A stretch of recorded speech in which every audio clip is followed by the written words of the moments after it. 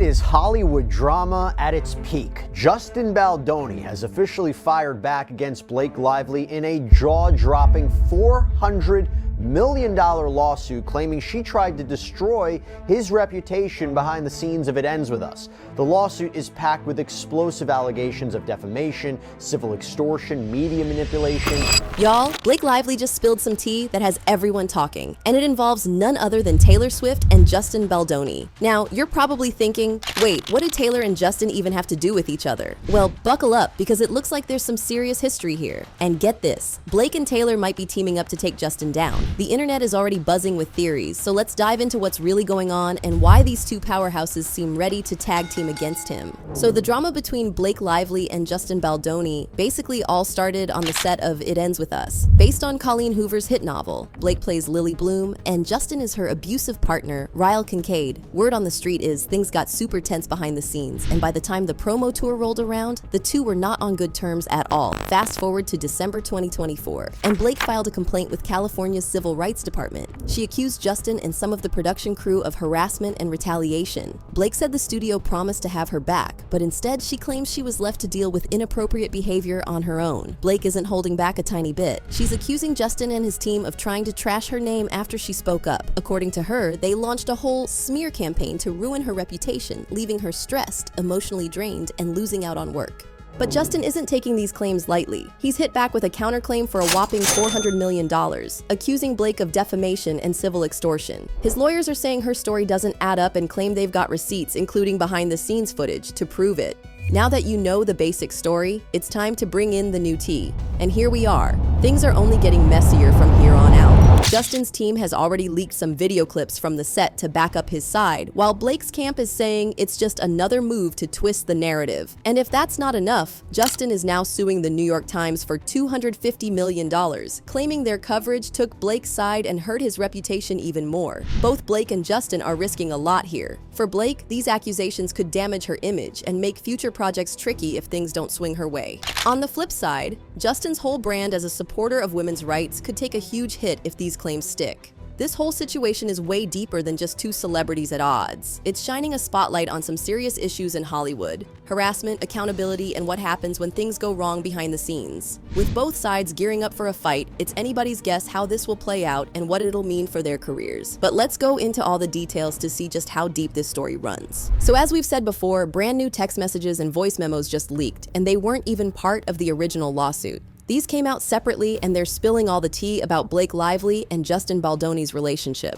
And let me tell you, this stuff is jaw-dropping. Plus, there's footage from the movie set that completely contradicts what Blake's been saying in her complaint. Some folks are already out here comparing Blake to Amber Heard 2.0, like what is even happening right now? But wait, it gets messier. Word on the street is Blake allegedly leaned on her super close connections with Taylor Swift and Ryan Reynolds to pressure Justin Baldoni and Sony Pictures. The claim is that if they didn't hand over this film to Blake, they'd lose out on promo to hundreds of millions of followers from her and her friends. And things apparently didn't go according to plan, and it's all coming back to bite her. One name that wasn't mentioned so far is Colleen Hoover, the author of the book which the movie is based on. You see, she sold the movie rights to her book back in 2019. She even suggested that Justin should play one of the main characters, Ryle. On top of that, they were friends, and she was super involved in the process of scripting the film. They were out here promoting the movie together, acting all friendly, even after these alleged harassment claims supposedly happened. But here's where it starts getting messy.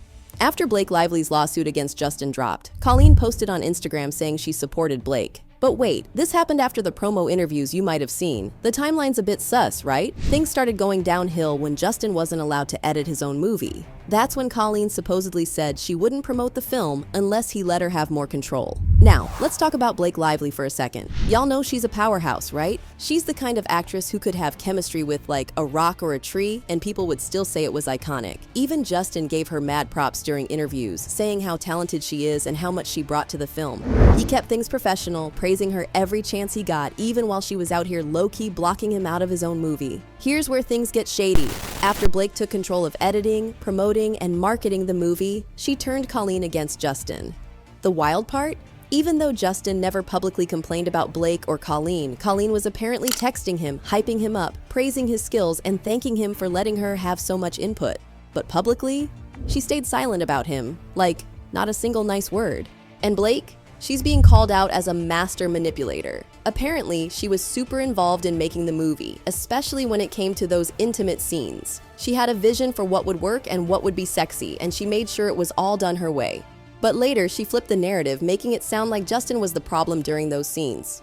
When Justin tried to give her credit for how much she contributed to the film, Blake would always redirect the conversation, avoiding any acknowledgement of his efforts. Long story short, it feels as if Blake and Colleen played their cards, and now Justin's out here looking like the odd man out. The whole situation feels like a power move gone wrong, and it's messy as hell. So, in Blake Lively's lawsuit, she claimed that Justin was improvising too much during their scenes and kissing her more than he should. But hold up, there were only 2 kissing scenes in the movie before production took a break. When they came back, that's when Blake hit them with all these new demands. And here's the kicker. She refused to meet with the intimacy coordinator before filming started, even though Justin made sure to follow protocol and meet with them himself. Now, this could explain why Colleen Hoover turned her back on Justin. Blake was pulling strings, bringing Colleen into the editing room to help her finish the movie after snatching it away from Justin. But wait, there's more. This might not be the only reason Colleen switched sides.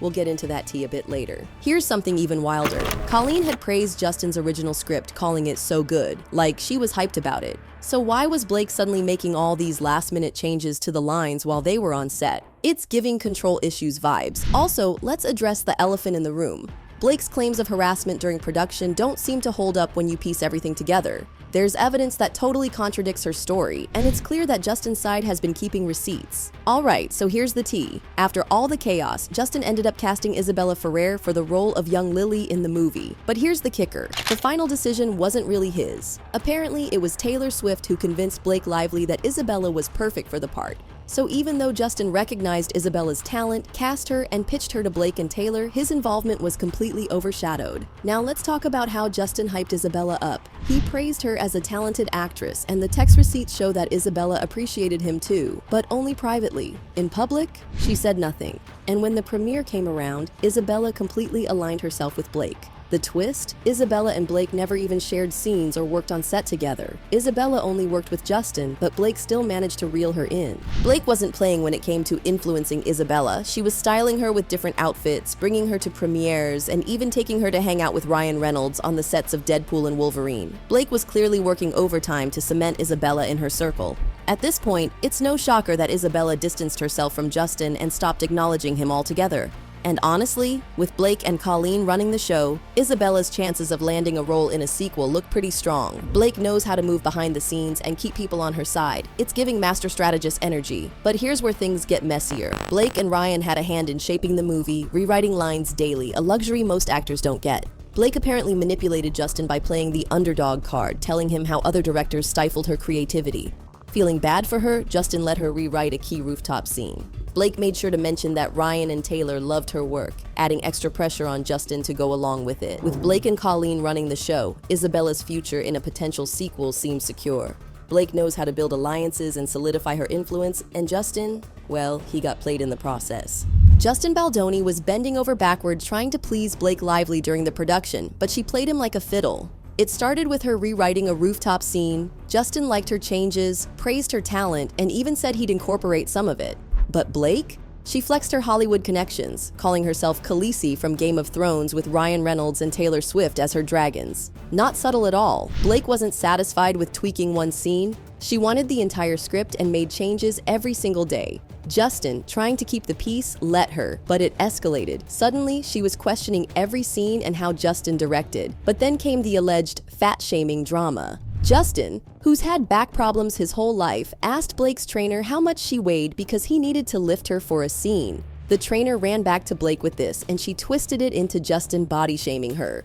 Blake and Ryan invited Justin to their penthouse, where Ryan exploded on him, and Blake threatened to quit unless Justin did everything her way. Oh, and if he didn't comply, she'd go public with the fat-shaming claim. Justin caved, apologized, and tried to move forward. Blake even praised him during filming. Then came her allegations of harassment, which she claimed only happened in the first month of shooting. But texts from Blake told a different story. She was constantly messaging Justin, asking for daily footage and staying friendly. Other crew members didn't want Blake to have access to raw footage because it's not normal practice, but Justin, still trying to accommodate her, gave her some. When he finally said no to more footage, Blake went to Ryan and her lawyers with demands. She practically held the production hostage, threatening Justin's career, the film's schedule, and even Sony's patience. Now here's where it gets wild. Leaked raw footage from the movie completely undermines her harassment claims. Blake accused Justin of being inappropriate, sniffing her and kissing her neck during a scene. But the footage? It shows them fully in character, joking between takes to make their chemistry seem natural. Blake even suggested they interact on camera to make the scene look more romantic. This whole ordeal reeks of manipulation, and it's giving Amber Heard 2.0 vibes. Blake played the victim card, twisted situations, and leveraged her power to get what she wanted at everyone else's expense. The receipts, though, they're not exactly in her favor. The original scene between Justin and Blake's characters didn't involve dialogue, just a romantic gesture from Justin's character. However, Blake suggested adding dialogue to make it seem more intimate. Justin agreed, and they filmed both versions. In the talking version, Justin is seen complimenting Ryan and Blake's real-life relationship, calling it cute, and even sharing how romantic he is with his own wife. So, where's the harassment Blake alleged? The tone of their interaction seems professional and playful, not inappropriate. Blake had her hands in every aspect of production and is known for her marketing genius. Somehow, she convinced Ryan Reynolds that Justin was a bad guy who was harassing her. Things escalated when Ryan and Blake decided to troll Justin publicly. At the end of the film, in Blake's thank you credits, she included Gordon Reynolds, who is credited as Nice Pool in Deadpool and Wolverine.